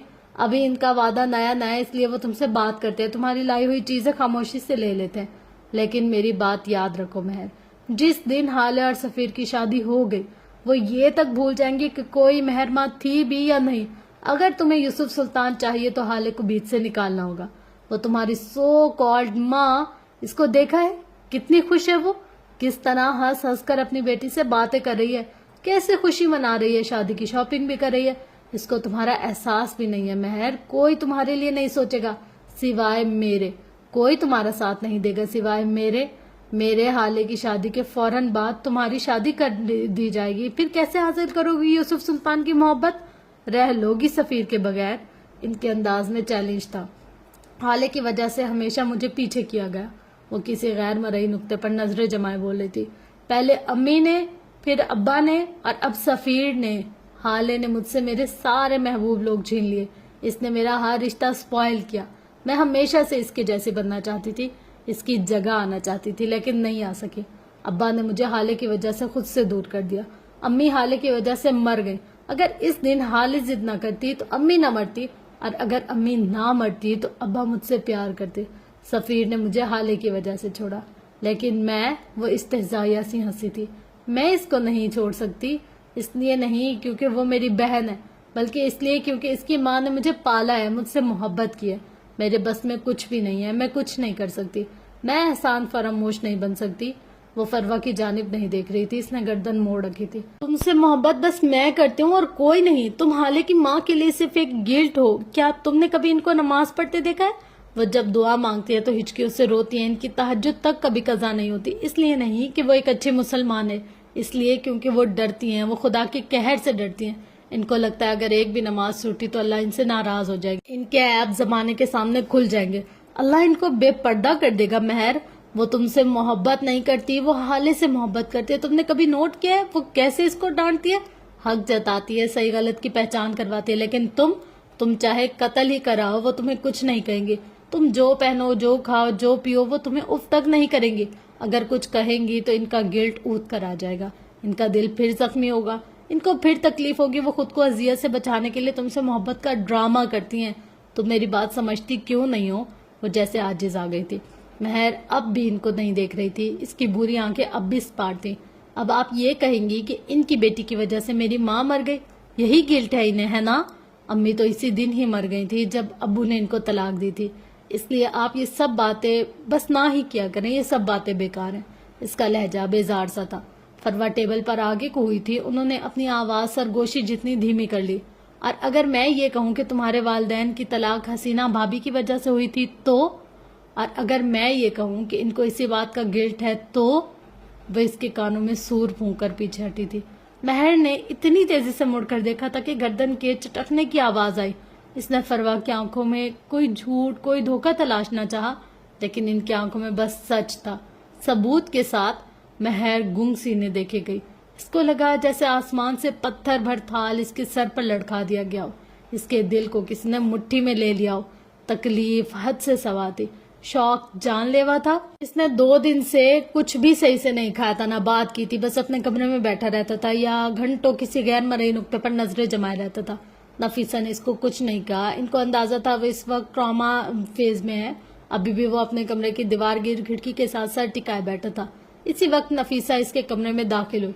उमर को महसूस हुआ, लेकिन आंखें मूंदे रखी।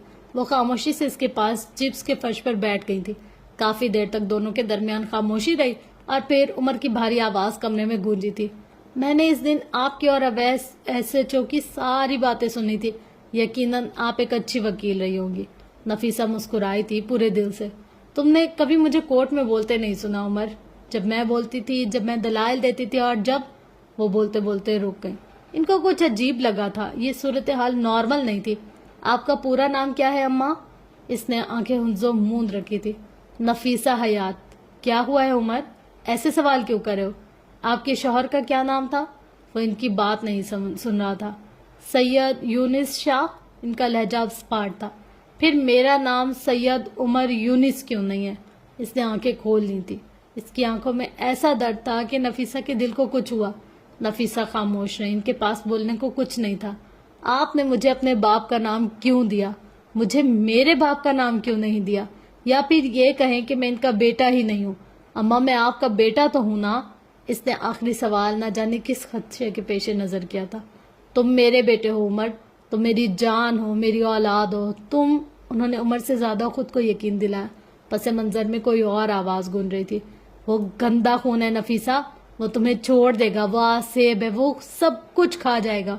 مجھے ہمیشہ لگتا تھا یہ لوگ آپ سے جلتے ہیں، یہ لوگ آپ کو جھیل نہیں پاتے اس لیے الزام لگاتے ہیں۔ میں آپ ہی کا بیٹا ہوں، آپ کا خون، لیکن نہیں، میں تو گندا خون ہوں۔ پتہ نہیں میں جائز بھی ہوں یا نہیں۔ اس کی آنکھوں میں نمکین پانی بھرنے لگا تھا۔ اماں مجھے بتائیں، میرے ماں باپ کون تھے، میں کون ہوں؟ آپ مجھے کہاں سے لائیں؟ خدا کے لیے مجھے سب بتا دے ورنہ میں پاگل ہو جاؤں گا۔ آپ میری ماں ہے نا؟ میرا باپ کون ہے؟ کچھ تو بتائیں مجھے۔ وہ برہمی سے بولا تھا۔ میں تمہاری ماں ہوں عمر، میں نے تمہیں پیدا نہیں کیا لیکن میں تمہارے لیے راتوں کو جاگی ہوں۔ میں نے تمہیں 9 مہینے اپنی کوکھ میں نہیں رکھا لیکن تمہاری تکلیف مجھ سے زیادہ کوئی نہیں سمجھ سکتا۔ تمہارا خون میرا خون نہیں ہے لیکن تمہارے لیے میں کسی سے بھی لڑ سکتی ہوں۔ میں نے ہمیشہ تمہیں بیس دیا عمر، تم میرے بیٹے ہو۔ تمہاری اصل ماں کو تو تمہاری شکل بھی یاد نہیں ہوگی۔ تم جب پیدا ہوئے تھے اس کے 2 گھنٹے بعد تم میری گود میں آئے تھے۔ تمہیں اللہ نے میرے پاس بھیجا ہے، تم میرا سرمایہ ہو، میرا کل جہاں، میری متاع حیات۔ تم میرے بیٹے ہو، تم میری عمر بھر کی کمائی ہو۔ وہ بلند آواز میں بولی تھی، عمر سے زیادہ خود کو یقین دلا رہی تھی۔ وہ ایک دن تمہیں چھوڑ دے گا نفیسہ، وہ تمہارا کیریئر کھا گیا، تمہارا وقار کھا گیا، وہ سب کچھ کھا جائے گا، تم اکیلی رہ جاؤ گی۔ مطلب میں آپ کا بیٹا نہیں ہوں؟ وہ شوق نہیں تھا، اس کو اندازہ تھا 2 دن پہلے ان لوگوں کی وثوق سے کہی گئی باتیں وہ کہیں نہ کہیں ایمان لے آیا تھا۔ وہ اٹھ کھڑا ہوا۔ اماں میں آپ کا بیٹا نہیں ہوں۔ میں کون ہوں؟ کہاں سے لے کر آئی آپ مجھے؟ کون ہے میرا باپ؟ میری ماں کون ہے؟ کیوں دیا انہوں نے مجھے آپ کو؟ اماں مجھے سب بتائیں، سب۔ اس کی آنکھیں سرخ تھی، وہ تیز تیز بولا تھا۔ میں نہیں جانتی تمہارے خاندان کو، میں کچھ نہیں جانتی عمر۔ تم سب باتیں چھوڑ دو، جو ہونا تھا وہ ہو گیا۔ تم میرے بیٹے ہو۔ انہوں نے عمر کی کوہنی تھامنی چاہیے جسے عمر نے بے دردی سے چھڑا لیا۔ مطلب انہوں نے مجھے پھینک دیا تھا۔ آپ ان کو نہیں جانتی؟ مطلب مجھے لگا تھا میرے ماں باپ نے مجھے آپ کے حوالے کیا ہوگا، لیکن وہ اب شوق تھا۔ اوہ میرے خدایا، یہ میں کس کھیل کا حصہ بن گیا؟ یہ کیا ہو رہا ہے میرے ساتھ؟ اللہ کیوں میرے ساتھ ہی کیوں؟ وہ بالوں کے مٹھی میں بیٹھے یہاں سے وہاں چکر لگا رہا تھا۔ کیوں اٹھا کر لائی تھی آپ مجھے؟ جب میرے ماں باپ نے مجھے نہیں اپنایا تو آپ کیوں اٹھا کر لائیں؟ اتنے سال میں دھوکے میں رہا۔ اس دن سب لوگوں کو اس 2 ٹکے کے ندیم کی بات کا یقین تھا لیکن میرا نہیں، کیونکہ اس کی کریڈیبلٹی تھی، اس کا خاندان تھا، اس کے پاس نام تھا، عزت تھی، اور میں اماں میں خالی ہاتھ تھا۔ اس نے اپنے دونوں ہاتھ نفیسہ کے چہرے کے سامنے کیے۔ میرا کوئی خاندان نہیں تھا، میری کوئی اوقات نہیں تھی، میری کوئی کریڈیبلٹی نہیں تھی۔ میں ایک ایسی اولاد تھا جس کو اس کے ماں باپ نے بھی قبول نہیں کیا تھا۔ یا اللہ، میری تو ساری زندگی جھوٹ تھی، میرا وجود جھوٹا ہے، ناپاک ہے، گندا ہے۔ وہ بلند آواز میں چلا رہا تھا۔ عمر میں نے تمہارے لیے سب کچھ کیا ہے، آگے بھی کروں گی۔ تمہارے خاندان میں ہوں، میں نے تمہارے لیے دنیا چھوڑی ہے۔ تم مجھ سے پوچھو تم کیا ہو؟ تم میرا پورا جہان ہو۔ لوگوں کی باتوں میں کیوں آتے ہو عمر؟ یہ سب جھوٹے ہیں، تم میرا سچ ہو۔ وہ رونے لگی تھی۔ میں نہیں جانتی تھی تمہاری فیملی کون ہے، تم کون ہو۔ میں تمہیں کوڑے کے ڈھیر سے اٹھا کر لائی تھی، لیکن میں 1 ہفتے بعد ہی تمہارے باپ کا پتہ لگا چکی تھی۔ میں ساری زندگی تمہیں اپنے پاس رکھ کر گلٹی نہیں رہ سکتی تھی؟ میں تمہیں تمہارے باپ کے پاس لے کر گئی تھی، لیکن انہوں نے تمہیں قبول نہیں کیا۔ ان کی زندگی مکمل تھی عمر، اس میں تمہاری کوئی جگہ نہیں تھی۔ تم میرے لیے آئے تھے عمر، میری زندگی ادھوری تھی، تمہیں اس کو مکمل کرنا تھا عمر۔ عمر کی بیماری کے بعد وہ آج روئی تھی۔ آپ نے میرے لیے کچھ نہیں کیا، وہ دانت پیس کر رو رہا تھا۔ آپ ایک ضدی عورت تھی، آپ نے مجھے اپنی انا کی تسکین کے لیے پالا۔ آپ کو ہمیشہ وہی کام کرنا ہوتا تھا جس سے آپ کو روکا جائے۔ آپ کو میرے معاملے میں بھی روکا گیا تھا۔ آپ نے ساری دنیا اپنے لیے چھوڑ دیا۔ ماں، میرے لیے اگر کچھ کرنا تھا تو آپ امریکہ سے واپس ہی نہ آتی۔ میرے لیے اگر کچھ کرنا تھا تو یہ محلہ چھوڑ دیتی۔ میرے لیے اگر کچھ کرنا تھا تو آپ وکالت نہ چھوڑتی۔ آپ نے یہ سب کچھ اس لیے کیا تاکہ آپ کی واہ واہ ہو۔ آپ نے یہ سب اس لیے کیا تاکہ آپ کی انا کو تسکین ملے، تاکہ مجھے اگر پتا چلے تو میں خود کو آپ کے احسانوں کے بوجھ تلے دبا ہوا محسوس کروں۔ مجھے اتنے سال دھوکے میں رکھا، اتنے سال میں نے سارے محلے کی غلیظ نظروں کے زد میں گزارے۔ زو معنی جملے، باتیں کچھ اس لیے برداشت کیا کیونکہ مجھے لگتا تھا یہ لوگ سب کچھ اس لیے کہتے کیونکہ یہ آپ کا مقابلہ نہیں کر سکتے، ایک مضبوط عورت کو جھیل نہیں سکتے۔ آپ مضبوط نہیں تھی، آپ ضدی تھی۔ وہ ان کی آنکھوں میں دیکھتا چبا چبا کر کہہ رہا تھا۔ نفیسہ بس اس کو دیکھے گئی، یک ٹک دم سادے، اور جب بولی تو بس اتنا، تم زری سے ملے ہو؟ ان کو اپنی آواز کسی کھائی سے آتی ہوئی محسوس ہوئی۔ عمر نے کوئی جواب نہیں دیا۔ ایک پرانا اور ناراض دوست جس کے پاس آپ کے راز ہوں وہ دشمن سے بھی زیادہ خطرناک ہوتا ہے۔ آج نفیسہ نے مان لیا تھا۔ خدا تمہیں غارت کرے زری، وہ کربناک لہجے میں بولی تھی۔ نفیسہ حیات نے اپنی زندگی میں پہلی بار کسی کو بددعا دی۔ عمر سنی انسنی کرتا الماری کی جانب بڑھ گیا تھا۔ نفیسہ نے شوقی نظروں سے اس کو دیکھا۔ وہ اپنے ہینگر میں ٹنگے ایک ایک جوڑے کو نکالتا بیگ میں ڈالتا جا رہا تھا۔ بیگ بھر چکا تھا لیکن نفیسہ اپنی جگہ سے ہلی بھی نہیں تھی۔ اب وہ باتھ روم سے اپنے کچھ سامان لے کر آیا تھا اور ان کو بیگ میں ٹھوس رہا تھا۔ نفیسہ بے حس و حرکت ان کو دیکھے گئی۔ اب اس کا بیگ تیار تھا، اس نے بیگ کندھے پر رکھا اور نفیسہ کی طرف دیکھ کر بولا تھا، میں جا رہا ہوں اماں، جو ذلت میں نے اس دن دیکھی ہے اس کے بعد میں ان لوگوں کا سامنا نہیں کر سکتا۔ اب میں تب واپس آؤں گا جب میری کوئی عزت ہوگی، میری بات کی کریڈیبلٹی ہوگی، میرا کوئی مقام ہوگا۔ میں اپنے خاندان کو ڈھونڈنے جا رہا ہوں، میری واپسی کا انتظار مت کیجیے گا۔ اس کا لہجہ اسپاٹ تھا۔ نفیسہ نے ذہن پر زور دیا تھا، ان کو ایسی اذیت کب ہوئی تھی؟ جب ان کا باپ مر رہا تھا؟ نہیں۔ جب ان کا شوہر مر گیا تھا؟ نہیں۔ جب ان کی پہلی اولاد دنیا میں آنے سے پہلے ہی مر گئی تھی؟ نہیں۔ جب عمر بیمار ہوا؟ نہیں۔ جب ان کا لائسنس کینسل ہوا؟ نہیں۔ یہ اذیت سب اذیتوں سے بڑی تھی، یہ دکھ تمام دکھوں پر بھاری تھا، یہ غم دیمک ثابت ہونے والا تھا۔ عمر مت جاؤ، وہ روندے ہوئے لہجے میں بولنی تھی۔ آنسو ابل ابل کر ان کی آنکھوں سے نکل رہے تھے۔ تم میرا سہارا ہو، میری اولاد ہو، تم میرے بیٹے، میرا ماہن، میرا واحد رشتہ، مجھے بے سہارا مت کرو، مجھے ہجر کا غم نہ دو، تم میرا سایہ ہو، مجھے خالی ہاتھ نہ کرو۔ عمر رک جاؤ، وہ گیلے چہرے کے ساتھ بول رہی تھی۔ آنسوؤں کی وجہ سے عمر کا چہرہ دھندلایا سا ہوا تھا۔ مجھے مت روکے اماں، میں رک جاؤں گا، اور اگر میں رک گیا تو عذاب بن جاؤں گا، مجھے اولاد رہنے دے، مجھے عذاب نہ بننے دے۔ وہ بول کر رکا نہیں، وہ کمرے کا دروازہ پار کر گیا۔ نفیسہ نے آنکھیں صاف کی تھی، منظر صاف ہو گیا اور اس منظر میں عمر حیات نہیں تھا۔ نفیسہ کو لگا جیسے عمر ان کے دل پر پیر رکھ کر گیا ہو۔ وہ فرش پر بیٹھتی ہی چلی گئی تھی اور چند ہی لمحوں بعد دہاڑے مار مار کر روتی جانی تھی اور ایک ہی سطر دہراتی جا رہی تھی، اللہ تمہیں غارت کرے زری۔ ہارون اور حالے جب حسن کے کمرے میں داخل ہوئے تو وہ منہ دیوار کی جانب موڑے بیٹھا تھا، ایسے کہ ان دونوں کی پیٹھ تھی۔ حالے مشکوک سی آگے ہوئی، جھینگے کیوں بلایا مجھے، اور یہ منہ کیوں اس طرف کر رکھا ہے؟ کمر پر ہاتھ رکھے آنکھوں کی پتلیاں سکیڑے پوچھ رہی تھی۔ پہلے وعدہ کرو مجھے جج نہیں کرو گی، آخر کو میں بھی ایک انسان ہوں، میرا بھی خوبصورتی پر حق ہے۔ اس کی آواز کچھ الگ سی لگ رہی تھی، جیسے مشکل میں بولا۔ اب کیا ہارون بھی مشکوک ہوا تھا اور حالے کے سامنے سے گزرتے ہوئے فوراً حسن کے سامنے جا کھڑا ہوا تھا، اور پھر 2 سیکنڈ بعد اس کا بلند کہکا پورے کمرے میں گونجا تھا۔ حالے نے آگے بڑھ کر حسن کا چہرہ دیکھا اور پھر اگلے سیکنڈ وہ بھی پاگلوں کی طرح ہنسنے لگی۔ حسن جو کہ بلیڈ چارکول بیوٹی ماسک لگائے بیٹھا تھا، ان دونوں کو ہنستے دیکھ کر خفیف سا منہ چھپانے لگا۔ اللہ اللہ حسن، یہ تم نے کیا کیا ہے؟ وہ پیٹ پکڑے ہنستی ہی جا رہی تھی۔ ہارون نے ہنستے ہوئے اپنا موبائل نکالا تھا اور حسن کی تصویر بنانے لگا۔ ہارون بھائی نہ کرے یار پلیز، وہ روحان سا ہو گیا۔ یہ کیوں لگایا یہ تم نے؟ وہ ہنستے ہنستے بمشکل بول پا رہی تھی۔ اس کی آنکھوں میں پانی بھر گیا۔ یہی حال ہارون کا تھا۔ وہ نیچے بیٹھ کر گردن پیچھے پھینکے ہنستا ہی جا رہا تھا۔ میں نے یوٹیوب پر دیکھا تھا یہ، اور عشا مدت کی شادی پر ملنے والی لڑکی، اس کو بھی کئی بار لگے ہوئے دیکھا تھا، تو آج تمہارے کمرے میں جب گیا تو یہ مل گیا۔ میں لے آیا اور لگا تو لیا، لیکن جب اتارنے لگا تو میری سکن اتنے گھسنے لگی، اتنا درد کرنے لگی تھی، اسی لیے تمہیں بلایا، اور تم ہو کے ہنستے ہی جا رہی ہو جیسے وہ رو دینے کو تھا۔ حالانکہ ہنسی ذرا دیر کو تھمی تھی۔ وہ اپنی آنکھیں صاف کرتی اس کے قریب بیڈ پر بیٹھی تھی، جبکہ ہارون ابھی بھی نیچے بیٹھا تھا۔ اس کی ہنسی ذرا دیر کو تھم جاتی اور پھر اگلے ہی لمحے وہ پھر سے ہنسنے لگتا۔ ادھر لاؤ، ادھر کرو چہرہ، میں اتار دیتی ہوں، وہ مسکراتے ہوئے بولی تھی۔ لیکن حسن نے جو ہی چہرہ اس کی جانب مڑا، وہ ایک بار پھر زور زور سے ہنسنے لگی۔ اٹھو، چلو جاؤ، نہیں اتروانا میں نے، وہ جاؤ، وہ برہمی سے بولا۔ اسی وقت ہارون اٹھ کر اس کے قریب آ کر بیٹھ گیا۔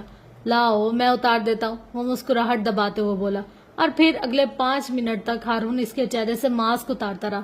ہارون جیسے ہی ماسک اتارنے لگتا، حسن چیخنے لگتا۔ شاید اس کو درد ہو رہا تھا، لیکن حالانکہ ایک ہی دمکی پہ وہ ایسے خاموش ہو کر بیٹھ گیا جیسے کوئی مجسمہ ہو۔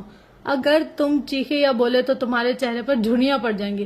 بس پھر حسن جم کے بیٹھ گیا، اور پورا ماسک اترنے تک ہلا تک نہیں۔ ماسک اترنے کے بعد وہ واش روم میں منہ دھونے چلا گیا تھا۔ ہارون اور حالے اس کے بیڈ پر بیٹھے تھے۔ حالے کتنی بار فیس واش کرنا ہے؟ اس نے اندر سے صدا لگائی۔ کم از کم 10 بار، ورنہ جھڑیاں پڑ جائیں گی، وہ مسکراہٹ دبائے سنجیدگی سے بولی تھی۔ لیکن عشا تو اتنی بار منہ نہیں دھوتی، وہ اندر سے بولا۔ ہاں تو جاؤ اپنی اسی ماں سے پوچھ کر آؤ، اتنی بار منہ دھونا ہے، دماغ خراب نہ کرو میرا۔ وہ خاموش ہو گیا تھا، اس کی اب کوئی آواز نہیں آ رہی تھی۔ تمہیں پتا ہے اس دن مال میں میری ملاقات کس سے ہوئی؟ عمر، وہ لڑکا عمر، اس رات جس کا ایکسیڈنٹ ہوا تھا۔ اس نے آواز سرگوشی جیسی دھیمی کر لی تھی۔ ہارون چونکا۔ تم نے اس سے کیوں بات کی؟ کسی نے دیکھا تو نہیں؟ میں نے کہا تھا نا، تم یہ تک بھول جاؤ گی کہ وہ رات کب بھی ہماری زندگی میں آئی بھی تھی۔ تمہیں کچھ سمجھ میں آتی ہے ایک بات؟ اسی بات سے یاد آیا، تمہیں یہ پتا ہے کہ یہ بات بچوں کو بھی پتا ہے؟ انہوں نے اس دن مجھ سے پوچھا تھا اور میں نے بتایا تھا۔ ہاں مجھے پتا ہے، وہ جیسے بے دھیانی میں بول گیا۔ لیکن تمہیں کیسے پتا؟ میں نے تو تمہیں نہیں بتایا۔ حال حیران ہوئی۔ نہیں، میرا مطلب ہے ظاہر ہے اس کو پتا لگنا ہی تھا۔ مدت نے اس کو بتایا تھا کہ تم اس کی مایا والی رات گھر پر نہیں تھی۔ اس نے بات سنبھالی۔ اچھا خیر، دفع کرو، حسن کی ویڈیو انسٹاگرام پر لگاتے، وہ چہکتی ہوئی بولی تھی۔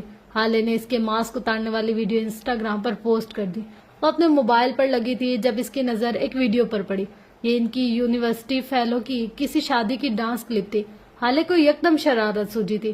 یہ دیکھو ہارون، میں بھی اپنی شادی پر ایسا ہی ڈانس کروں گی، میں ٹانگیں توڑ دوں گا، وہ ویڈیو دیکھے بغیر بولا تھا۔ پہلے دیکھ تو لو، وہ خفا ہوئی۔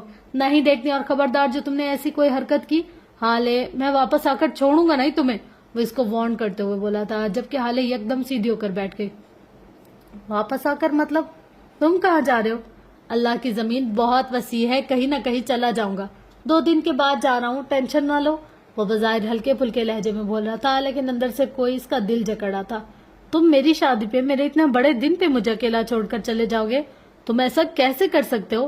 وہ بے یقینی سے بول رہی تھی۔ ہارون نے کندھے اچکائے تھے، وہ اس کی طرف نہیں دیکھ رہا تھا، اس کا سر جھکا ہوا تھا۔ وہ اپنے موبائل کی تاریک اسکرین پر انگلیاں پھیرتے ہوئے بول رہا تھا۔ یہ تھی فرینڈز آج کی ایپیسوڈ، اور کیسا لگا آپ کو ناول، یہ تو فیڈ بیک آپ لوگ دیں گے۔ اور اس طریقے کے ناول آپ لوگ کو سننا پسند ہے یا پھر کسی اور ٹائپ کے آپ لوگ کو سننا پسند ہے؟ جیسے یہ تو ایک چیز تھی نا جو میں نے آپ لوگ کے ساتھ شیئر کی، اس کی کہانی جیسے گھریلو ٹائپ ہے اس طرح کا، یا ریلیجیس ٹائپ کا، یا رومانٹک ٹائپ کا، کس طرح کا آپ کو پسند ہے آپ لوگ وہ بتائیے گا، تاکہ میں اس طرح کے کانٹینٹ پر کام کر سکوں۔ پتہ ہے جب ہماری آڈینس کی پسند کی کوئی چیز یا کام ہوتا ہے نا، تو ہم لوگ کو وہ کرنے میں مزہ بھی آتا ہے اور انسان خوشی خوشی وہ کر بھی لیتا ہے۔ جب اگر آڈینس کو ہی مزہ نہیں آ رہا ہو، ان کی ہی پسند کا کام نہیں ہو، تو پھر کام کرنے میں مزہ نہیں آتا۔ تو بس آپ لوگ کا فیڈ بیک بتائے گا کہ مجھے کیسا پڑھنا چاہیے اور کیسا آپ لوگ کے ساتھ شیئر کرنا چاہیے۔ تو بس یہ تھی فرینڈز آج کی ویڈیو، انشاءاللہ ملتے ہیں نیکسٹ ویڈیو میں۔ تب تک کے لیے اپنا گرد و نواح اہل و عیال کا بہت زیادہ خیال رکھیے گا، اور مجھے اپنی دعا میں بہت زیادہ یاد رکھیے گا۔ لو یو آل، اللہ حافظ۔